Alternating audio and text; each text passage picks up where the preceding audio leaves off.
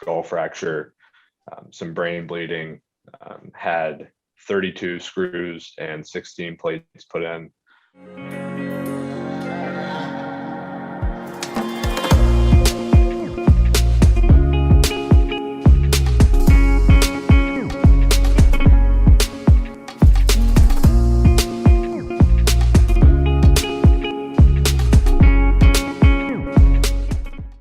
All right. Welcome back to another episode of Champion School. We're both wearing red today. Kind of cool. Good luck.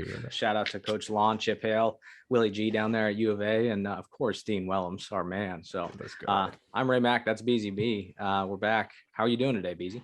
Doing good, man. Good day. It's a little overcast out here in Arizona. Looking beautiful. I love the weather here. We're just kind of the calm before the storm. I was telling somebody yesterday, it's like it's perfect. And then once it hits the 90s, there's no looking back. You just get thrown into the fire. So we're going to make the most out of these next couple months here in Arizona. That's for sure. Hang in there, buddy. It can heat up quick. I've seen it. So that reminds me, I mean, even some early season games over there at ASU, like the late February, March games, sometimes we're like, geez, it's cooking. You know? Yeah. You never know. That's right. Today, great show for you guys today. Tyler Zombro joining us. Incredible story. The dude is a pitcher in the Rays organization, is also a full-time coach and trainer as well at a really cool organization. But his story is super unique. Going to be really good to hang around for that one. One you're not going to miss, or not going to want to miss. I hope you don't miss it. But before we get into that, let's get a little bit of MLU updates, quick Project Sandlot update I'll hit after that, and then we'll get into the good news of the week. Yeah, MLU updates. Things have been going really well. We've had a couple travel trips here the last couple of weeks. Just got back from a school in the Central Valley, California, which was awesome. Great experience and great kids and just a really cool program to be around. And then now it's kind of local. I think this month of February is more local, hitting a lot of the high schools around here and then a few of the junior college or colleges in town. So it's been really good, man. A lot of good positive momentum. We're looking forward to a really good spring and then going in, even looking forward to the fall next year. We were just talking about that and just some really cool opportunities that are popping up. So just getting everything organized, man. I think next step is getting some more people on board. So if you're listening to this and you want to help with social media or camps or anything that you can think of, reach out to us. We are looking for some people to join the team and we would love to have you. Yeah. Yolo County too. I haven't told you, I've been trying to work on it. I got to get with the city hall. Going to put together one of those free MLU one day, come in and do something for the kids type camp in winters. If I can get that set up, I know the little league guy out there. So we're going to try and get that set up. I'd like to do 2 a year, one fall, one spring. So stay tuned for that. MLU website updates are coming. We are meeting right after this. So we're going to be rebuilding the website once again, really dialed it in. Project Sandlot also getting a full revamp on that. And then for you College World Series folks, if you are interested, we are officially locking it in. It is going to be the first Project Sandlot major meetup event at the College World Series first weekend. We're going to have a youth camp where we're going to be putting on for free a couple days before that. And it's just going to be a really cool time meeting in the center of the country. Hopefully get some people out there. And you haven't been to the College World Series, just the field, right? TD Ameritrade? I've been when I was younger. I was like 12 or 13. It was a long time ago. It was back when Cal State Fullerton was in it. Yes, it was Rosenblatt. It was. And they had the old bats. They still had the old bats. The Beezers. That's right. Oh man, those balls flew. I wish we still had those. Come on, man. Put it in their hands. That's right. But College World Series, for any sports fan, if you even kind of like baseball, this is like the coolest event of all time. Super excited about and going to be something that we're just going to be able to do with the boys. And well, not just the boys. We have a lot of females that are joining Project Sandlot too. So shout out to my mom who just purchased her first pop. Let's go. Mama.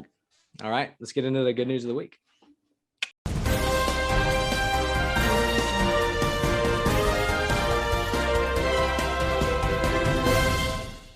Okay, good news of the week. Mark Cuban. This is the coolest thing ever. I don't know if we hit on it. We might have hit on it a couple episodes ago, or maybe it's me thinking about hitting on it. Started up his own business, or one of his many businesses, Cost Plus Drugs. It's an online pharmaceutical company that is taking drugs, typical drugs, and lowering them to like premium, super low cost, which I don't really know how he's doing it. But I just wanted, leukemia is a huge thing, obviously, in all sports and family atmospheres. Like it happens to everybody, right? Or a lot of people. but that drug to lower the leukemia is like $9,657 a month, which is wild. You could get it for $47 a month on this guy's website. So like Jeez. Mark Cuban, who is looked at as like the shark, that's like, he's a businessman, savvy, like whatever. Like he does so much for the communities too. And there's like been a lot of positive words and news and people that are like, I mean, you got to take care of family members with that kind of money, and you're able to cut it down and make it affordable. It's just so cool to see. Yeah, that's incredible, man. Just being able to, I mean, it's doing what it should be. Pharmaceutical companies are ridiculous. They're just making trillions of dollars off everybody. It's like, man, let's do things the right way. Right. Let's do things the right way. And he's doing that. I think that's awesome. So what a great story, man. Helping a lot of people with that. That's incredible. $47 from $9,000. That is outrageous. It's insane. So shout out to you, Mark Cuban, number one. Number two, the GOAT, Tom TB12 Brady is officially retiring. First thoughts? Sad. Yeah. Sad. We saw a legend go, which is awesome. A lot of people have their own opinions on TB12, but I mean, that dude's longevity, he's aged better than anybody in the world. He's just ridiculous. But it's about time. I know it's about time that he just goes and steps outside and like spend some time with your kids, dude, and your wife, and don't be around football again. He'll probably end up coaching though. Doesn't he have like 9 kids? I don't know. I know for sure. I think 2, but maybe he's got more than 2. I have no clue, but I know he looks like he's got probably 20. Who knows what he does? He's just insane athletes, dude. Insane genes in that family. Yeah. Are they going to be the next Manning brothers? Like those kids, are the boys going to grow up to be just the Brady family in the NFL? Early call. Clip it. Yeah, clip it. They are. Might as well. What's the worst that could happen? They'll definitely be athletic, that's for sure, and they're for sure going to be hardworking. So I can't even imagine the discipline in that house. But I guess the question is, are they going to be athletic? Because Tom Brady, draft 199, 3rd or 4th on the depth chart when he got to Michigan. Like the pictures of his body at the draft was like, I mean, how's this guy? This elite right now, he's one of the best quarterbacks ever. Let me rattle off some stats for you guys that are stat nerds. 624 career touchdowns, 84,520 yards, a 97.6 QBR all time, 243 wins in 316 starts. That's ridiculous. And 35 out of the 47 playoff games he participated in, he won. So 15 Pro Bowls, 5 Super Bowl MVP, 3 NFL MVP, draft pick number 199. Bet on yourself, son. That's what I got. He's the GOAT, dude. You can't argue it. Like, you can't even say anybody's remotely close to what this dude's done. No. He's just next level longevity. The fact that he had one of his best years at 44, and he easily could have played next year. He could have probably played 3 more years. And this dude, I mean, I just remember watching Peyton Manning go from like elite to this guy can't even get it 15 yards down the field. His shoulder's hurting. Can't even get his arm up. Like Big Ben, same thing this year. He's always been getting hit, but like all these guys who just kind of teeter off, and this dude just kept getting better, man. And then he leaves teams and then goes and wins the championship at a different team with different players, with different personnel, with different coaches. Come on, he's the best ever. That's the thing too, right? Like you send him to another team, and that's like the ultimate test late in a dude's career. Like on a team that's like so, can he do it? And he does it. I mean, I don't know if he loses that game and they finish up the way they did this year, maybe he goes another year. Who knows? But I think locking in that Super Bowl was like, hey, career locked. Yeah, so. I'll bang it at 6. Yeah, that's right.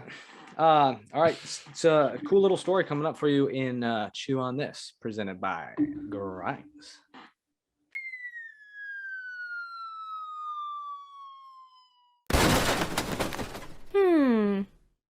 All right, Chew on This. Cool. I almost put it into our good news of the week, but I decided to change it.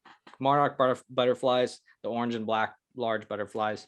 2,000 last year was the estimate for how many they counted migrating, which is like none, right? Like this year, 250,000 was the count. So like good news, right? Cool to hear. But they make this migration, right? They have to stay in warm weather. And so they start in Mexico, and as the seasons change, they begin to make their way up in like June up to here, right? And in Canada, whatever. But here's some stats I wanted to you to wrap your head around, and then you can you can put this into MLU terms. Monarch butterflies fly up to 80 miles a day. Okay, that is 1,689,000 times their body length. That'd be like us running 1,920 miles today. Okay, so push it. Number two, monarch butterflies lay up to 500 eggs in a year, or in a lifetime, excuse me, one at a time. They just put one down, bang. Only 5 of those make it to be adults out of the 500. Put those back into terms of athletes, if you can, for us. I'm putting you on the spot. I know you didn't prepare for this, but in athlete terms for our listeners. Yeah, plant the seed, water it, watch it grow, man. And not all good seeds are going to come to fruition too. So it's like, if you think about that, it's 5 out of 500, and it's like hitting, same thing. 30 out of 100 is really, really, really good. And so for you, it's like, hey, you keep chipping away. Like adversity is going to hit, you're going to fail. Some things you're going to have to fall off. There's going to be some things that don't ever make it to fruition that you wish they did, but you learn from it, you grow from it. And the ones that do make it are the ones that matter. So I think it's just finding the good in the good perspective instead of seeing the negative in the wrong perspective, right? Optimistic or pessimistic is pretty important. So watching that is pretty cool. It's a great story, right? Seeing the butterflies flock that many miles that they're like flying to is insane. But think about the journey that they've traveled, right? It's a long game, not a short game. So for them, they travel that long, 80 miles a day, which is so much for such a small little butterfly. I can't even imagine that. I see like flying around like, you got 80 miles in you today. Like that's a good gas tank. But the fact that they just keep moving forward and keep going, even when they plant the eggs and they know most aren't going to make it, they keep working and they keep putting it down. So same thing like us, keep chipping away, keep chopping wood, keep rolling. Yeah, and you just never know which one it's going to be, right? Like you're laying all these eggs, you just never know. And Brock Ungrich used to talk about, you said 30 hits out of 100 is really good. And most of those, well, I won't say most of those, but a portion of those are shimps, right? Like bleeders, CNI singles, and you need them to make that 300.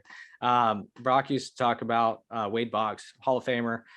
He used to take notes after every one of his at-bats, very similar to some of our recent guests, right? So he's writing down how well he did. Did he flush that ball? And out of 500 at-bats, 500, only 30 of them did he feel like he was actually like fully timed up and squared it up. And that's a Hall of Fame dude. So wow, as a young player, stick with your guns, dude. Keep going out there, keep showing up. Something we've said for the last 2 years, just keep showing up and good things will happen. So speaking of showing up, Tyler Zombro, our guest today, extremely interesting story, hard to hear almost. I still haven't had the heart to watch the video. The dude was hit by a line drive this last year, I think. And he's had a long road to recovery, but he is an incredible guest, a story you're going to want to hear. Without further ado, Tyler Zombro.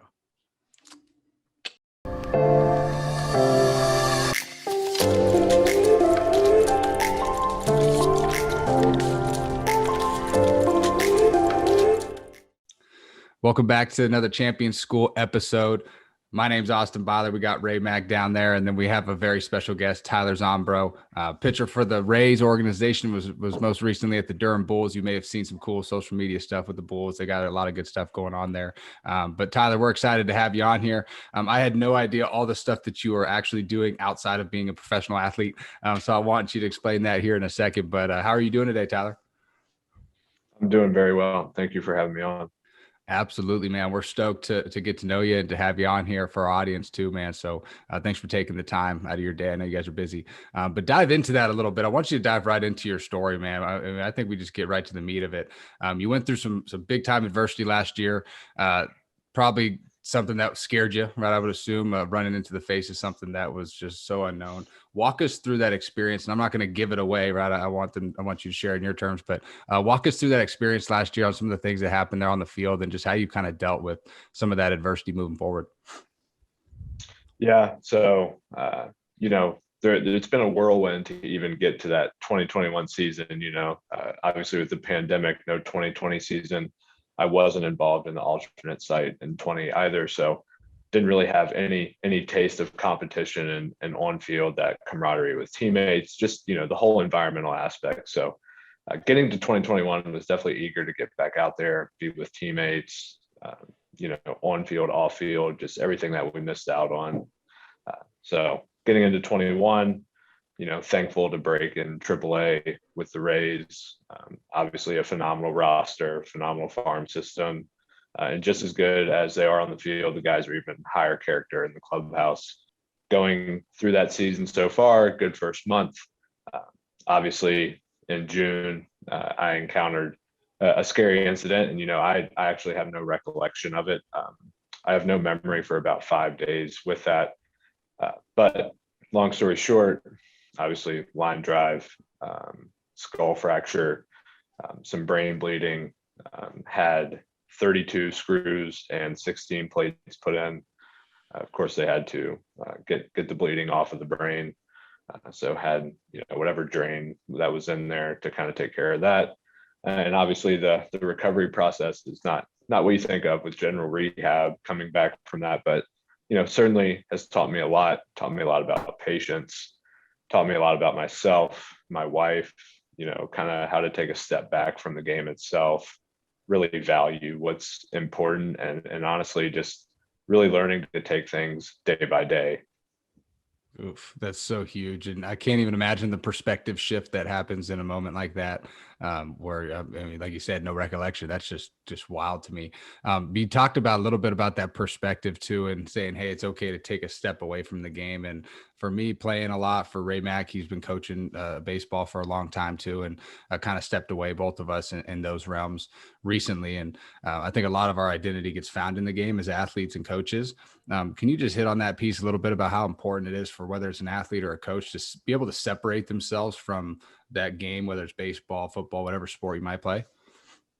Yeah, for sure. And for me, it's been multidimensional because, like I shared with you before we hopped on here, I've been working in baseball for the past 6 to 7 years as well. So being non-drafted, having the pre-med, pre-PT background, it was, do I go to PT school? Do I coach? Do I work at a private facility? I opted to work at a private facility. The Rays signed me as a free agent about a month after the draft had passed.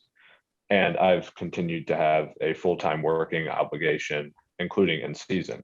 I worked at a company in DC, R&D baseball, for 6 years. And then last November, took a job with Tread Athletics, who is the largest baseball training company in the world. Have over 1,000 athletes, 20 plus coaches, a lot going on here. And as you can kind of imagine here, growing out different data departments, relationships with agents, organizations, obviously training the athletes that I coach. Not only was I training for myself to play, but I'm also thinking about baseball literally 24/7. I have my personal phone and my work phone, and they're both being blown up with baseball related content 24/7. And with that injury, it provided a context for me of truthfully, how much time am I spending on that? And, reality is it's a lot, and we love it, and that's why we do it. But at the same point in time, how, I guess, serious, quote unquote, serious I would be with training, where it's like, I can't miss this day. I can't miss this exercise. I have to do this. I have to do that. And, kind of like that process, routine oriented, driven off season, that was so ingrained in me that I didn't provide flexibility to myself. And I think with this injury and kind of how the rehab is not necessarily linear, it's not like a muscle where, you're in a hypertrophy phase, you're going to get bigger, you're going to get stronger. It looks different. And I think, what I've learned is oftentimes like the more control we seek over something, the less control we have. And I've kind of found that here in my journey back to, hoping to play again here, is if I'm actually a little more relaxed about it and I don't seek, this control, life just seems to be a little easier. And I'm realizing the importance of quality time with the wife at home, and being able to separate those distinctions of who I am. You had mentioned I think her name's Mariah. Is that right? Your wife? That's correct. So she had to have played a huge role in your recovery. What did she mean to you in that whole recovery phase? And what was she doing to help you? Cause I mean, I with that many plates, I mean, you're full reset trying to build back. So what was that like with her?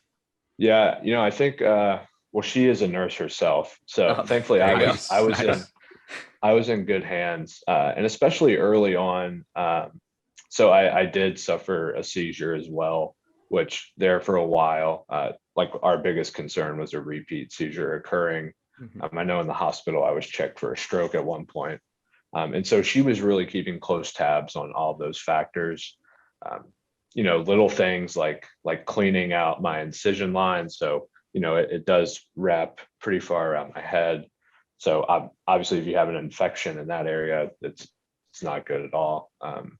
But for her, it was really good in terms of I think being able to comfort me and walk me through the day by day approach. I mean, heck, man, you go from pitching on a AAA mound to like now I'm walking into the TBI recovery center for occupational therapy. I'm around a lot of older patients who have had, whatever issue that's come their way.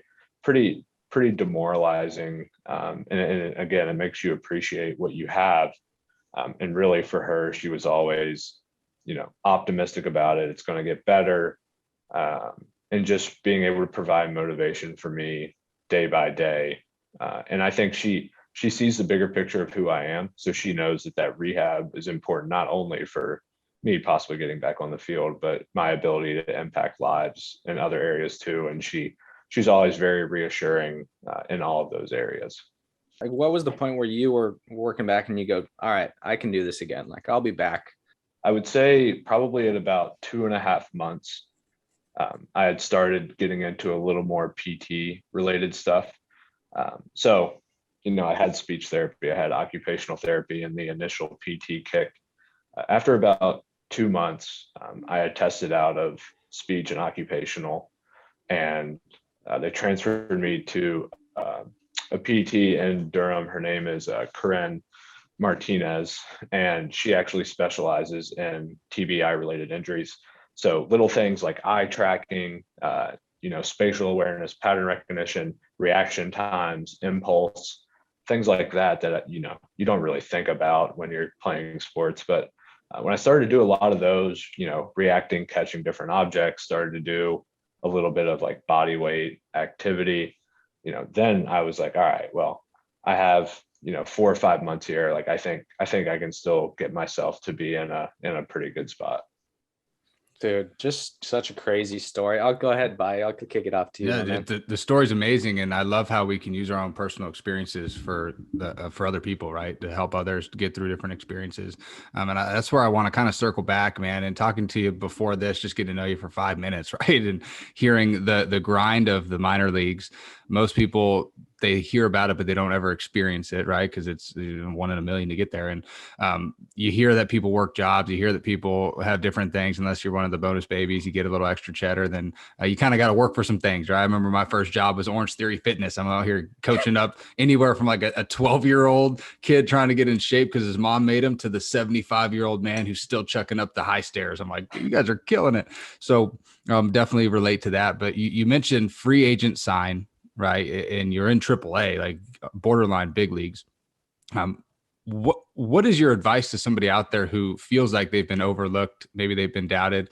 Maybe the college athlete right now who knows that they have the stuff or have the talent to get there, but maybe haven't been given the opportunity, haven't gotten the right eyeballs on them, maybe just haven't fully come into their own yet. But they know that there's that vision, there's that dream, there's that goal, and it's right there. They know they can achieve it. They just haven't done it yet. What is maybe your advice to one of those guys in that position? I would say, the biggest thing is running your own race to be the best version of yourself. And I know that's something that I was caught up in multiple times through college. I had a great career at George Mason, but there were definitely times where I'm a sinker baller. Maybe I'm trying to throw more four seams to flash a number on the gun. Like that stress of, am I impressing this scout today? Things that are really out of your control. And I think, some of my, I guess, worst mental moments in terms of how I viewed the game was a lot of comparative nature in myself to guys who were getting opportunities when I was not. I'll never forget, junior and senior year draft days. You watch all those names go by on the ticker and you're saying, I'm better than that guy. I'm better than that guy. I'm better than that guy. And you say, and this happens in pro ball too, when guys get promoted or guys go to the big leagues and maybe somebody gets traded and now they're in the big leagues. I mean, you don't have to look far in the Rays system to see that anybody who gets out of there at a high level is going to be in the big leagues, and Yeah.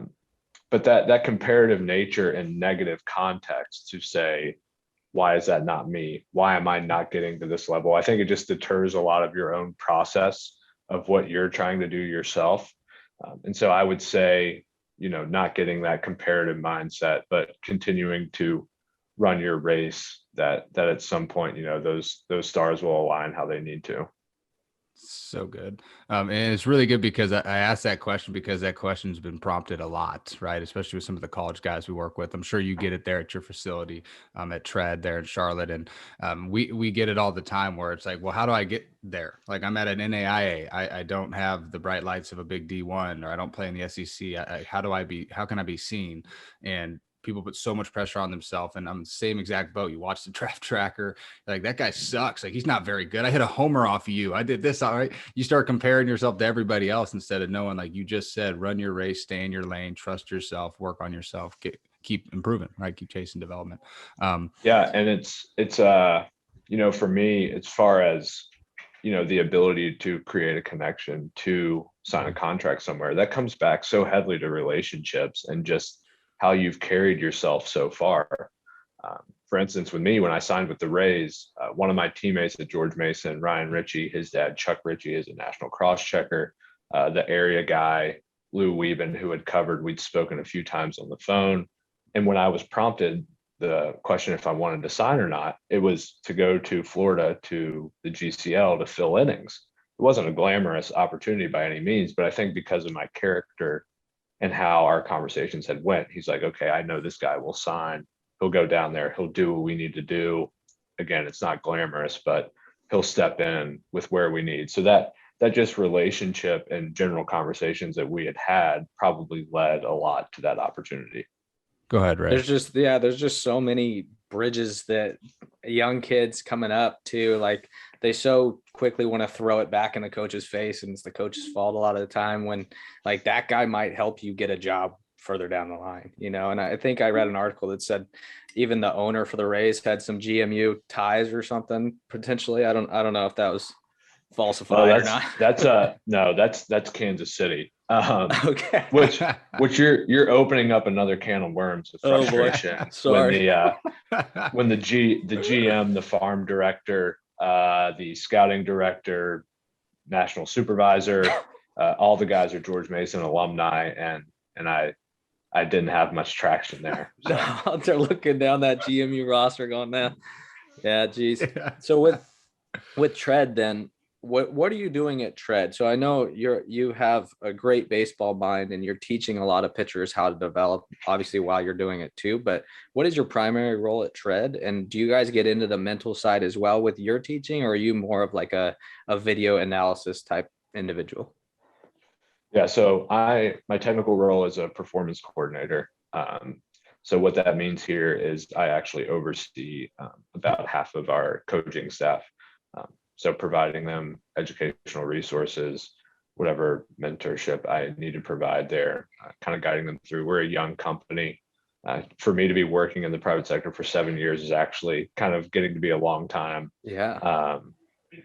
But it's doing that. I also oversee the data department. So taking TrackMan CSVs, running analysis for guys, comp models, providing that information to agents if we need, of course, trying to help our professional free agents sign contracts. And then I train my own batch of about 50 to 60 athletes as well, with majority of them being at higher level. So my specialty is really working with data and then back chaining that to the biomechanical side, how those things affect each other.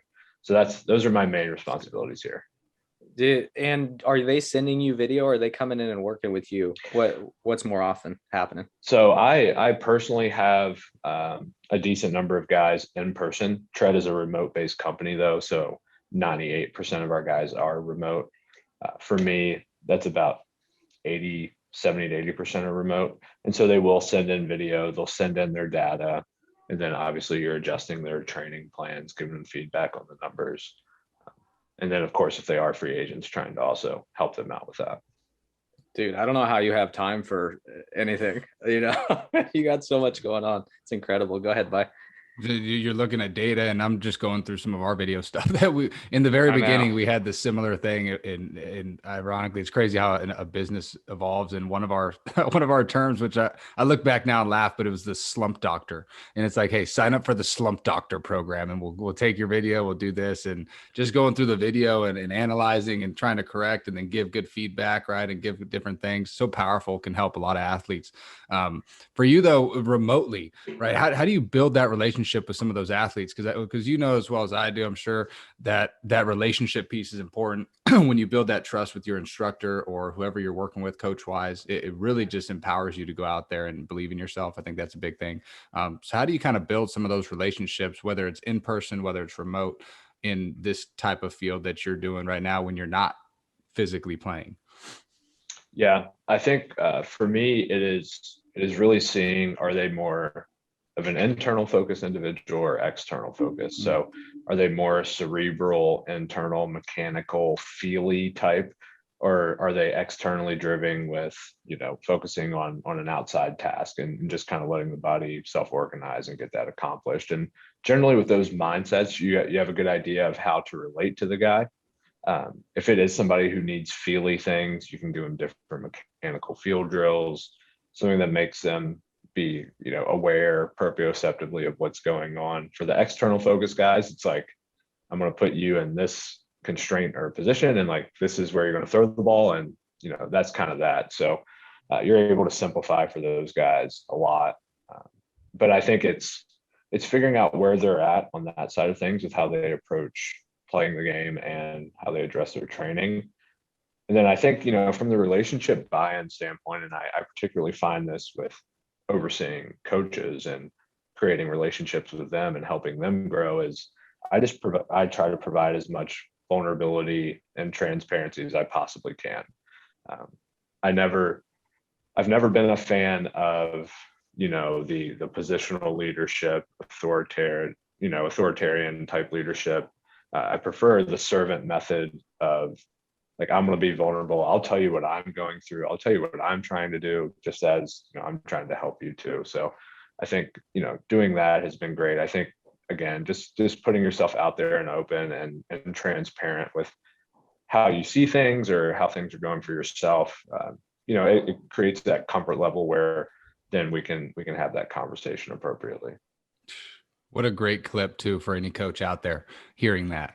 I don't need to be positional. Just because I'm the head coach or the hitting coach doesn't mean I have to demean you, right? I'm going to be vulnerable, share some of the things I went through, and help equip you on your journey, right? It's us together. Something that I'm a big fan of is you're not working for me, we're working with each other, And so at Tread, you guys have 20 plus employees, people doing, I'm sure, all sorts of different things there. Right? You got a lot going on, but you guys are all working together for the common good of the athlete. That's why you guys have had so much success, which is really cool to hear. Ray Mac, I'll kick it off to you for the last couple.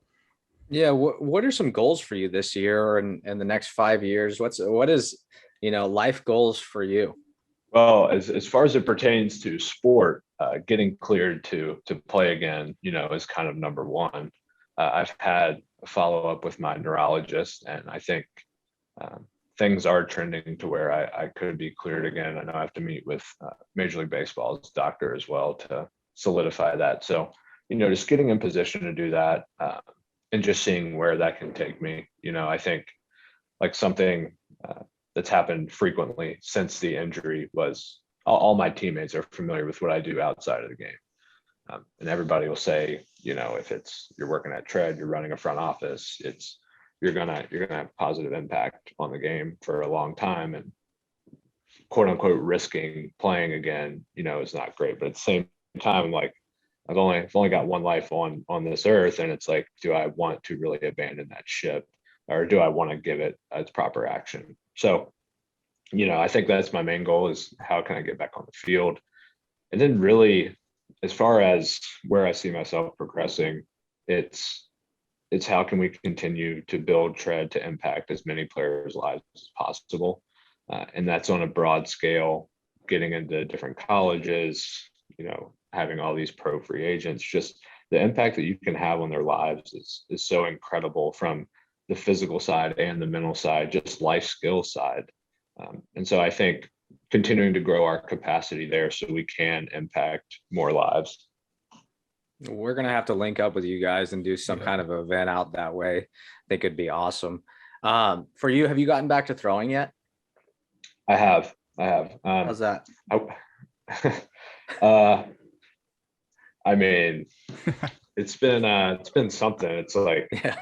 I told a lot of the guys, because I wasn't really cleared to do any activity June, July, August. I started tossing with our trainer in Durham, like some point in September. It felt like I had shoulder surgery more than I had Oh, brain no. surgery, but Yeah. it's been a long ramp up, and of course with head pressure and not being able to strain myself too much, I was held off from lifting. I couldn't lift heavy at all, and then throwing wise, I couldn't do anything super heavy intent. But I'm getting back to a position of basically where I was throwing wise. So Good. that feels good. It's just been, you got to be patient. It's like, it's tough. I always forget, like, well, I guess I didn't lift for 5 months or whatever it was. So it's been hard, and there are definitely a lot of days where it's like, well, if I can't do anything, I just don't, I don't want to do it at all. But just day by day, seeing where we can get it. With the lockout here, I might even have more time to get ready than Dude. maybe I intended. So, but yeah, it's going good. We're getting there. Good, man. Do you post any of your throwing online ever? Any videos of you getting workouts or anything? You're just grinding, huh? I don't post myself. I only post my athletes. Nice. I only endorse my athletes and those guys that I have relationships with. I don't generally endorse myself. So, Well, that's a sign of a good coach, Yeah. So go ahead, Bye. We can wrap this thing up. Yeah, I think the last thing for me, Tyler, is and this has been awesome, man. Just so humble, so like just unbelievable leadership. I think the last thing for me is what is something that you're most proud of? You've played at George Mason, you've gone from a free agent sign to AAA, which you're right there on the verge of the big leagues. You've worked through the whole experience. You're helping so many athletes. You've pre-med, right? There's a lot of really cool stuff in your life that you've accomplished at a young age. What are you most proud of, and what are some of the things that you're like, man, I really, looking back, have done a really good job with X, Y, or Z?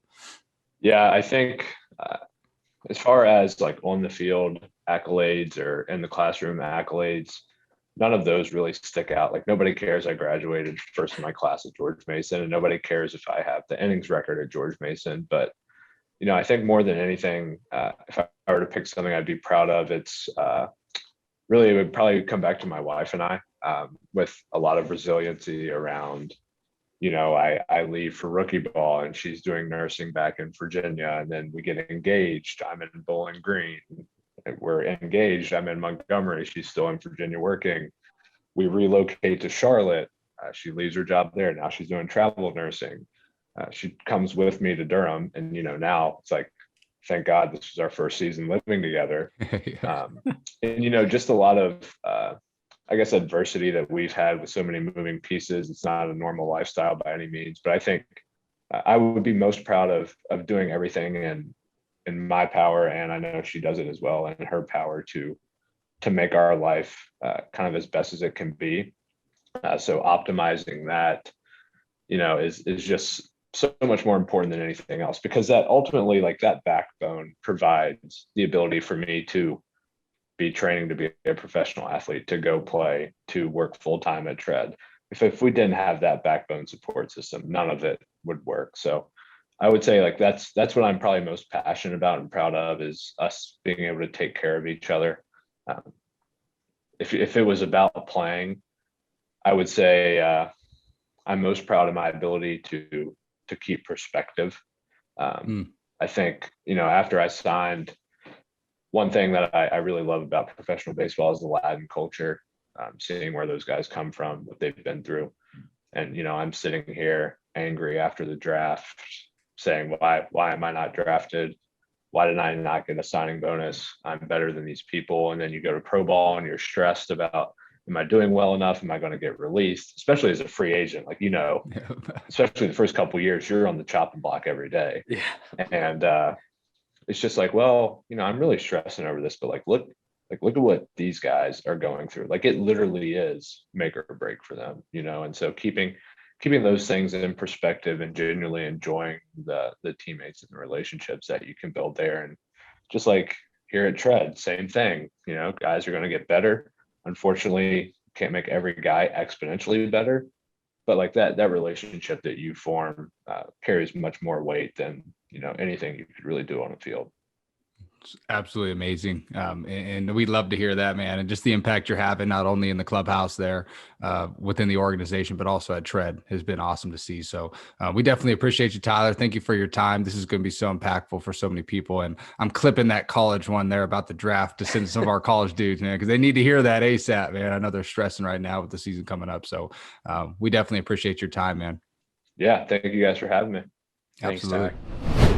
All right, welcome back. Tyler Zombro, what a guest, what a dude. I'll give you my take, but let's hear your take.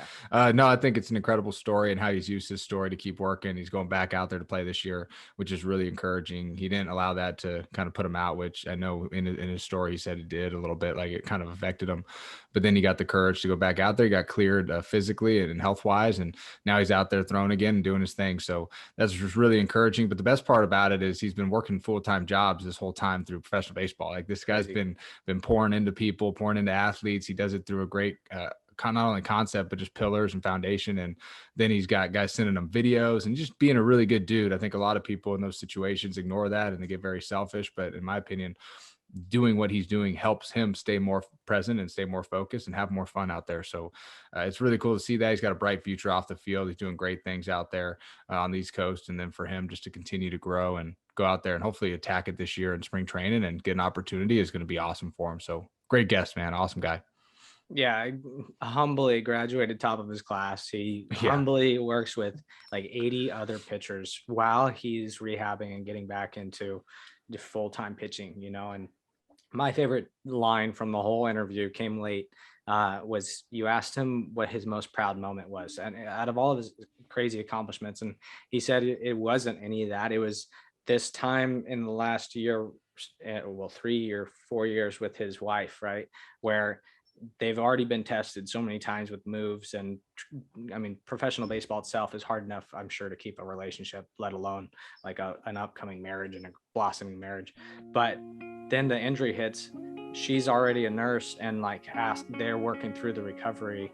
Like there's so many times where she could have just said, screw it. Or he could have said, hey, this is too much, like, whatever, or get frustrated or mad, but them staying through it together, like that was his most proud moment. So cool to see. What a great story. Tyler, thank you so much for joining us, and we wish you the best. We're pulling for you for sure. So that's going to do it for us today. Great episode. I really enjoyed it. Sorry for botching your little intro there. We'll cut that out, but that's going to do it.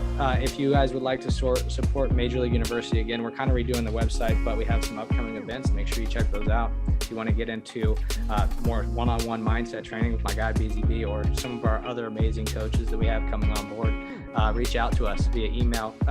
Where could they hit you up on email for that? Yeah, you can reach out info@majorleagueuniversity.com. And that's for intern, for any peak performance training, for anything that you might think of. So camp wise, any camp reach outs, or just anything in general, right? You can reach out to info@majorleagueuniversity.com for all information, and we'll get you put you in the right place. Perfect. ProjectSandlotMint.com. If you haven't minted a pod, make sure you support it. We're up to like $24,000 raised for youth sports so far.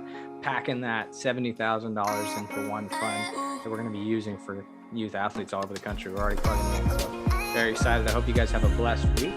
It's going to do it for us.